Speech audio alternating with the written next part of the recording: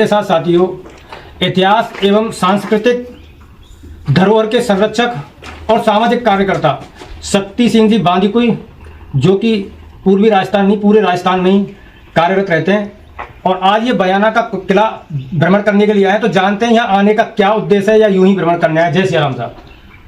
जय रघुनाथ जी की। मैं सबसे पहले निवेदन करूं कि यहाँ भ्रमण करने के लिए नहीं आया, इस बयाना की ऐतिहासिक इस पुण्य पवित्र भूमि को शीश नवाने के लिए आया हूँ। ये बयाना की वो धरती जिसने की विजय की पताकाएं उस जमाने में फहराई 10वीं सदी और 11वीं सदी से लेकर, जहाँ की इतिहास में कहीं विस्मृत कर दिया गया तो विकृत कर दिया गया। ये बयाना की पुण्य पवित्र धरती, जहाँ देखने में यदि अगर लगे तो एक खड़ी पहाड़ी के ऊपर ये बयाना का किला, दूर से देखने में लगे तो ऐसा लगता है बहुत सामान्य किला होगा, लेकिन ये बयाना का एक वृहद किला, एक बहुत बड़ा किला जो कि अपने आप में एक अनूठा इतिहास संजोए हुए, जिस बयाना के किले को यदुवंश अभी अपभ्रंश होके यदु को जदुवंश और जादौन वंश, जो अभी कराली के जो जादौन वंश है, इनके पूर्वजों का ये जादौन वंश की ये राजधानी किसी जमाने में बयाना, महाराजा विजयपाल जी, महाराजा तिमनपाल जी, महाराजा अजयपाल जी, और तिमनपाल जी ने फिर तिमनगढ़, यहीं के ही पूर्वजों के द्वारा बसाया गया वो तिमनगढ़ का ऐतिहासिक किला। तो इस किले को शीश नवाने के लिए यहाँ उनके नारियों के, हमारी रानियों के सतीत्व को, उनके जौहर को, उनको नमन करने के लिए यहाँ हाजिर हुए। तो सर, अभी आप यहाँ पर आए हो तो इस किले को शीश नवा करके, यहाँ के योद्धाओं के बारे में याद करके, आपको कुछ ऐसा लगता है कि इस ऐतिहासिक धरोहर के प्रतीक चिन्ह यहाँ इस क्षेत्र में कोई है नहीं, तो उनके लिए आप कुछ कार्य करोगे? देखिए, अब इस प्रश्न में भी जो आपने कहा है कि ऐतिहासिक धरोहरों के चिन्ह नहीं है, अभी गोपाल सिंह साहब यहाँ पे साथ में है, डॉक्टर रोहित सिंह जी हमारे साथ में हैं, जितेंद्र सिंह जी साथ में हैं, और इस क्षेत्र के मौजूद गणमान्य लोग मौजूद हैं। जब रुदावल से और बयाना के बीच में आना हुआ तो बयाना में अनेकानेक स्थानों पर ऐसे मॉन्यूमेंट्स, ऐसे चिन्ह देखने को मिले जो कि जीर्ण शीर्ण हो रखे हैं, खुर्द-बुर्द हो रखे हैं, जो अपने आप में स्वयं गवाही देते हैं, स्वयं निशानी देते हैं खुद के होने का, खुद के ऐतिहासिक होने का। और यहाँ की यदि अगर बात करें क्षेत्र की, तो ये बयाना क्षेत्र मेरे आदर्श महाराणा सांगा, भारत सम्राट महाराणा सांगा के क्षेत्र का के विजित क्षेत्र में रहा ये बयाना का किला। वो भारत सम्राट महाराणा सांगा, भारत सम्राट इसलिए कहूँगा कि महाराणा सांगा ने पहले खातोली कोटा बूंदी के पास में पड़ता है, तब दिल्ली के शासक इब्राहिम लोदी को सिर्फ 6 घंटे में हरा दिया था। वो अपने ज़माने की एक बड़ी घटना थी। दिल्ली के शासक को सिर्फ 6 घंटे में हरा देने के बावजूद उन्होंने अपनी राजधानी दिल्ली नहीं बनाकर चित्तौड़ ही रखकर मेवाड़ की मिट्टी प्राण प्रिय होने का संदेश दिया, और ये संदेश दिया कि गेहूं छोड़ के मक्की खाना और मेवाड़ छोड़ के कहीं न जाना। उन महाराणा सांगा ने उसके बाद में फिर दोबारा जब इब्राहिम लोदी ने सिर उठाने की कोशिश की, तो यहीं से थोड़ा दूर बाड़ी धौलपुर जिले में बाड़ी ऐतिहासिक जगह, वहां पर फिर दोबारा इब्राहिम लोदी को हराया। और वो भारत सम्राट महाराणा सांगा जिनको कि इब्राहिम लोदी, जिनके मातहत थे, जिनके सामंत थे इब्राहिम लोदी, फिर उन्होंने बाद में इब्राहिम लोदी ने महाराणा सांगा के नेतृत्व, न सिर्फ इब्राहिम लोदी ने बल्कि आधा दर्जन से अधिक हिंदुस्तान के मुस्लिम शासकों ने महाराणा सांगा के नेतृत्व में बाबर से युद्ध किया इस मातृभूमि की रक्षा के लिए, जिसमें महाराणा सांगा के प्रधान सेनापति हुआ करते थे मेवात के राजा हसन खान सेनापति। उन महाराणा सांगा ने इस बयाना के किले में, ये बयाना का किला महाराणा सांगा के विजित क्षेत्र में, के शासन क्षेत्र में आता था। कहाँ चित्तौड़, कहाँ बयाना, पूरे हिंदुस्तान के वो भारत सम्राट महाराणा सांगा जिन्होंने की तत्कालीन समय में 120 राजाओं को एक झंडे के नीचे, एक डंडे के नीचे, एक नेतृत्व में लाकर इस मातृभूमि की, इस पूरे क्षेत्र की रक्षा के लिए अपना सर्वस्व समर्पित किया। वो महाराणा सांगा जिनकी आज भी दुहाई दी जाती है कि जिनके घाव लगे निवासी, फिर भी खड़ग रही थी प्यासी, लेकिन शूल चुभती मेरे हार के इतिहास की। वो महाराणा सांगा इसलिए इस धरती को, इस मिट्टी को शीश नवाने के लिए, और जहां आपने कहा कि यहाँ एक क्षेत्र में कुछ कार्य करेंगे, तो देखिए ये हमारी औकात नहीं है, ये हमारी गुर्बत नहीं है कि हम कुछ कर सके। यदि अगर ईश्वरी कृपा हुई, इन महापुरुषों की कृपा हुई, इन संत, सती, सूरमा, झुंझार, भूमिया, पितृपुरुषों, वीर पुरुषों, बलिदानी पुरुषों, कुलदेवी, कुलदेवता, इष्ट देवों की कृपा हुई, तो निश्चित रूप से इनके आशीर्वाद से इस ऐतिहासिक धरोहर के संरक्षण के लिए आने वाली नस्लों को, आने वाली पीढ़ियों को, हमारे उन महान पुरुषों, हमारे उन बलिदानी पुरुषों के वास्तविक इतिहास से बताए जाने के लिए, वो इतिहास जिसे विस्मृत कर दिया गया, विकृत कर दिया गया, आने वाली नस्लों को सीख देने के लिए, ताकि वो प्रेरणा ले सके, निश्चित रूप से कार्य करेंगे ईश्वरीय आशीर्वाद से। सर, जो नई पीढ़ी है ना, वो खानवा को तो जानती है कि खानवा में राणा सांगा बाबर का युद्ध हुआ, लेकिन बयाना में सबसे पहले युद्ध हुआ। यहाँ कोई प्रतीक चिन्ह नहीं है और यहाँ की जनता आवाज उठा रही है कि राणा सांगा की यहाँ कोई प्रतिमा हो जाए, तो उसमें आपके क्या विचार? देखिए, निश्चित रूप से महाराणा सांगा की बात करें,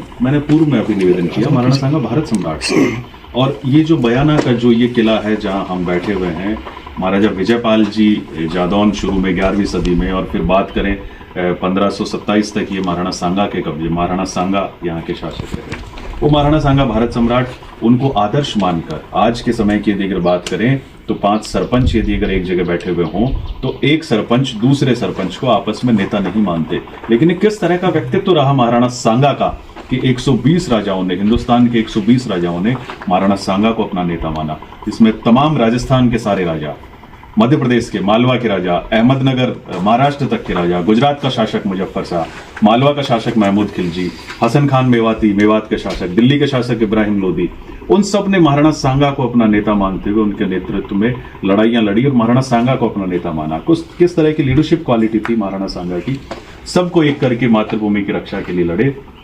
इस बयाना की धरती पर तो महाराणा सांगा की प्रतिमा लगनी ही लगनी चाहिए, और प्रतिमा भी महाराणा सांगा की प्रतिमा, आधी प्रतिमा या घोड़े पर बैठे हुए प्रतिमा नहीं लगनी चाहिए। आपके माध्यम से स्पष्ट करूं, महाराणा सांगा को अगर सच्ची श्रद्धांजलि देनी है, जिस राजा को 120 राजाओं ने अपना नेता माना हो, अपना राजा चुना हो, वो भारत सम्राट महाराणा सांगा, उन्होंने जब भी कभी कोई युद्ध किया तो हाथी पर बैठकर युद्ध किया।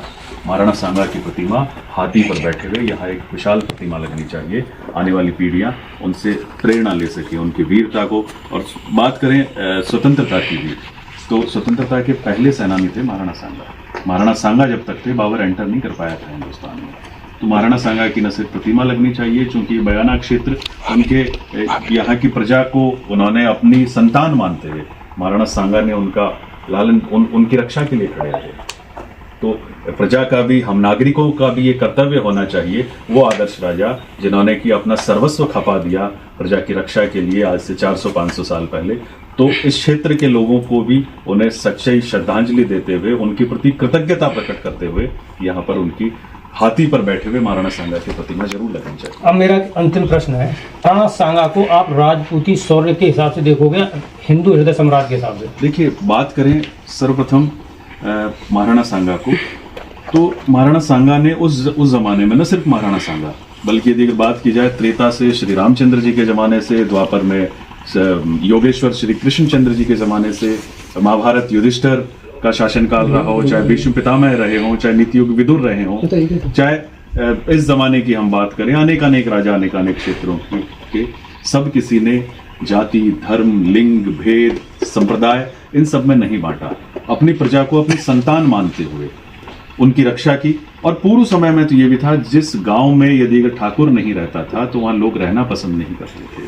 ठाकुर यानी भगवान का पर्यायवाची शब्द। तो पूर्वजों ने, इन तमाम राजाओं ने, न सिर्फ हमारे इस क्षेत्र में बल्कि अलग अलग जहां भी जो भी राजा, वो अपनी संतान मानते हुए लालन पालन किया। उन्होंने किसी में कोई भेद नहीं रखा। और वर्तमान समय में जो ये आपस में विद्वेष डाला जा रहा है, हम किस तरह की हमारी लेगेसी है, परंपरा है कि कितनी सारी जातियां, हम जन्म में, मरण में, परण में एक दूसरे के सब जातियां मिलके साथ में रहते हैं। तो ऐसे में ये जो नफरतों के दौर चल रहे हैं, इस नफरतों के दौर में अपनापन का हम सब प्रयास करें। इस नकारात्मकता के दौर में हम एक सकारात्मकता का प्रयास करें और पूर्वजों की वो महान विरासत, इस मातृभूमि की रक्षा के लिए बात करें। सनातनी जी, हम कितने से साल के लिए आए इस कायनात पर? करोड़ों साल की ये कायनात है। मेरे शब्द याद रखना, अब से पहले किसी ने नहीं कहे होंगे ऐसे शब्द। करोड़ों साल की ये कायनात है, और करोड़ों साल की कायनात में हम कितने से साल के लिए आए? 80 साल, 100 साल, 125 साल। अमर पट्टा तो हमारे लिखा हुआ नहीं है। तो इसमें हम काम ऐसे कर जाएं कि जब भी जाएं उस परमपिता परमेश्वर के पास में, तो हमारी पीठ थपथपा सकें, हमें शाबाशी दे सकें, तो हम अच्छे काम करके आए। और हम यहाँ नफरतें फैलाएं, हम यहाँ आपस में एक दूसरे को बांटने का काम करें, ऐसी सोच ना हमारी है, ना हमारे पुरखों की थी, ना हमारी है, और ना हम इसके लिए कार्य करते।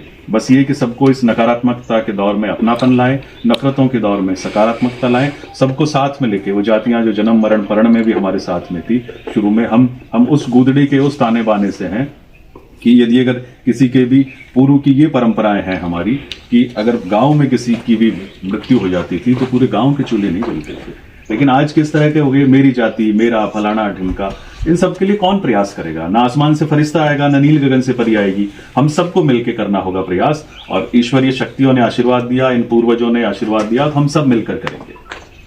तो बहुत बहुत धन्यवाद सर। तो साथियों, आपकी क्या राय कमेंट में अवश्य लिखें कि यदि हम हमारे जो सम्राट रहे हैं, हमारे योद्धा रहे हैं, यदि आक्रांताओं से जो मिलकर के एक साथ युद्ध लड़े हैं, हम उनको हिंदू हृदय सम्राट के रूप में देखें तो बेहतर हुआ, क्योंकि आज धर्म पर विशेष आंच आ रही है, क्योंकि हमको जातियों में तोड़ा जा रहा है और लड़ाया जा रहा है। जय हिंद, जय श्री राम।